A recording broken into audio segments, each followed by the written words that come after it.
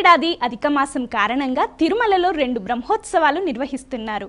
ఈ నేపథ్యంలో ప్రణాళికలు రూపొందించి నిర్దేశిత సమయంలోపు అన్ని ఏర్పాట్లు పూర్తి చేయాలని టీటీడీ అదనపు ఈవో సిహెచ్ వెంకయ్య చౌదరి వివిధ విభాగాల అధిపతులను ఆదేశించారు. శ్రీవారి బ్రహ్మోత్సవాలపై తిరుమలలోని పద్మావతి అతిథి గృహంలో ఉన్న సుధర్మ సమావేశ మందిరంలో ఆయన Tirupati JEO doctor A Sarath, CVSO మురళీకృష్ణలతో కలిసి అధికారులతో సమీక్షా సమావేశం నిర్వహించారు. ఈ సందర్భంగా చేపట్టబోయే ఏర్పాట్లపై విభాగాల వారీగా సమీక్షించి పలు సూచనలు చేశారు.